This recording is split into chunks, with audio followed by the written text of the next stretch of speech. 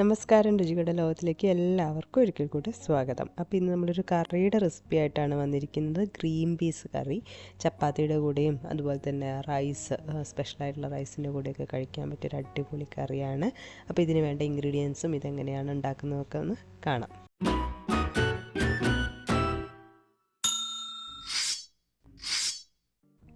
അപ്പോൾ ഇതിനായിട്ട് നല്ല ഫ്രഷ് ഗ്രീൻ പീസാണ് നമ്മൾ എടുത്തിരിക്കുന്നത്. 1/2 കിലോ ആണ് വാങ്ങിയത്. അപ്പോൾ അത് വൃത്തിയാക്കി തോലിയൊക്കെ കളഞ്ഞു വരുമ്പോൾ കുറയും. അപ്പോൾ നമ്മളിപ്പോൾ ഫ്രഷ് ഗ്രീൻ പീസ് എടുത്തിട്ടുണ്ടെന്നേ ഉള്ളൂ. നിങ്ങൾക്ക് ഫ്രോസൺ വേണേൽ ഫ്രോസൺ എടുക്കുക. അതുപോലെ തന്നെ ഡ്രൈഡ് ആയിട്ടുള്ള ഗ്രീൻ പീസ് ഉണ്ടാവില്ല, ഡ്രൈ ആയിട്ടില്ല. അപ്പോൾ അത് ഉപയോഗിക്കുകയാണെങ്കിൽ ആദ്യം തന്നെ വെള്ളത്തിലിട്ട് വെക്കണം. ഓവർനൈറ്റ് വെള്ളത്തിലിട്ട് വെച്ച് അത് കുക്ക് ചെയ്തെടുക്കണം. അപ്പോൾ എന്തായാലും നമ്മൾ ഇത് കംപ്ലീറ്റ് വൃത്തിയാക്കിയിട്ടുണ്ട്. നമുക്കിത് ഏതാണ്ട് ഇത്ര വന്നിട്ടുണ്ട് ഗ്രീൻ പീസ്. അപ്പോൾ അതെടുത്തു വെച്ചു. ഇനി വേണ്ട കാര്യങ്ങൾ എന്തൊക്കെയാണെന്ന് വെച്ചിട്ടുണ്ടെങ്കിൽ നമുക്ക് നല്ല ജീരകം വേണം. 1 ടേബിൾ സ്പൂൺ നല്ല ജീരകം, അതുപോലെ തന്നെ 1 ടേബിൾ സ്പൂൺ പെരുംജീരകം എടുത്തിട്ടുണ്ട്. പിന്നെ ഗ്രാമ്പു വേണം, 5 ഗ്രാമ്പു, അതുപോലെ തന്നെ 5 ഏലക്ക എടുത്തിട്ടുണ്ട്. ഒരു കഷ്ണം പട്ടയും പിന്നെ അതുപോലെ തന്നെ കുരുമുളക് ഒരു 10 എണ്ണം എടുത്തിട്ടുണ്ട്. പിന്നെ സവാള 2 മീഡിയം സൈസ് സവാളയാണ് എടുത്തിട്ടുള്ളത്. അതും ഇതുപോലെ നേരിയതായിട്ട് അരിഞ്ഞെടുത്തിട്ടുണ്ട്.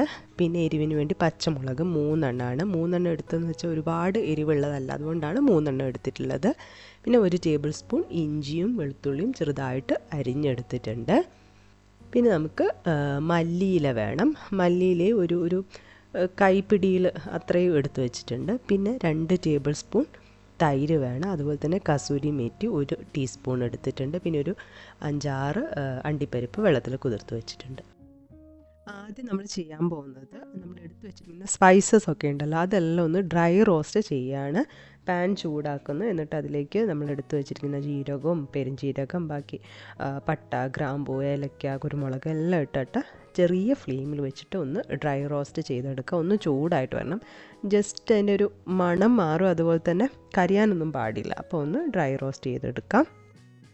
ഒരു 2 മിനിറ്റ് ലോ ഫ്ലെയിമിൽ ചെയ്താൽ മതി. ഇനി ഇത് തണുത്തതിന് ശേഷം ഒരു മിക്സിയുടെ ജാറിലിട്ട് ഒന്ന് പൊടിച്ചെടുക്കാം.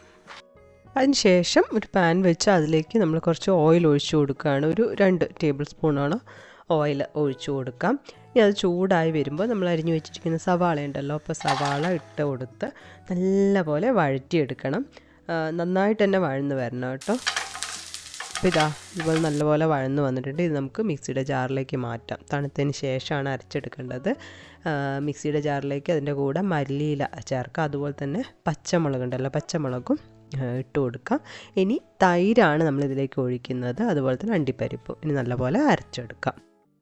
ഇനി അതേ പാനിലേക്ക് 1 ടേബിൾ സ്പൂൺ ഓയിൽ ഒഴിച്ചു കൊടുത്ത് ഇഞ്ചിയും അതുപോലെ തന്നെ വെളുത്തുള്ളിയും പച്ചമണം മാറുന്നവരെ ഒന്ന് മൂപ്പിച്ചെടുക്കുന്നുണ്ട്. ഇതിലേക്ക് ഗ്രീൻ പീസും കൂടെ നമുക്ക് ചേർത്ത് കൊടുക്കാം. ഇനി നമ്മളിതിലേക്ക് സ്പൈസസ് പൊടിച്ച് വെച്ചിട്ടുണ്ടായിരുന്നല്ലോ, അതൊരു 1.5 ടേബിൾ സ്പൂണോളം ചേർത്ത് കൊടുക്കുന്നുണ്ട്.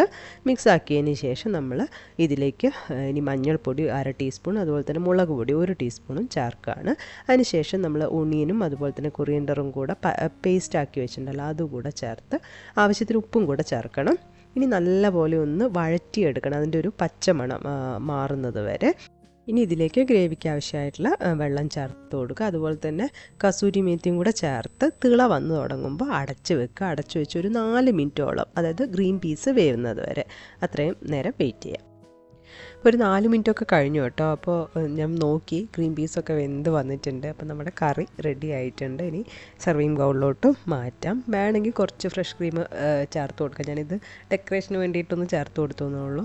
അപ്പോൾ എല്ലാവരും ട്രൈ ചെയ്ത് നോക്കാം കേട്ടോ. അടിപൊളിയാണ്. ചപ്പാത്തിക്കൊക്കെ ആകുമ്പോൾ റെഗുലറായിട്ട് നമ്മൾ ഉണ്ടാക്കുന്ന ഒരു ഗ്രീൻ പീസ് കറിയിൽ നിന്നും വളരെ വ്യത്യസ്തമാണ്. എല്ലാവരും ട്രൈ ചെയ്ത് നോക്കി നിങ്ങളുടെ അഭിപ്രായങ്ങളൊക്കെ അറിയിക്കുക. പുതിയൊരു വീഡിയോയിൽ കാണാം. അതുവരെ ബൈ.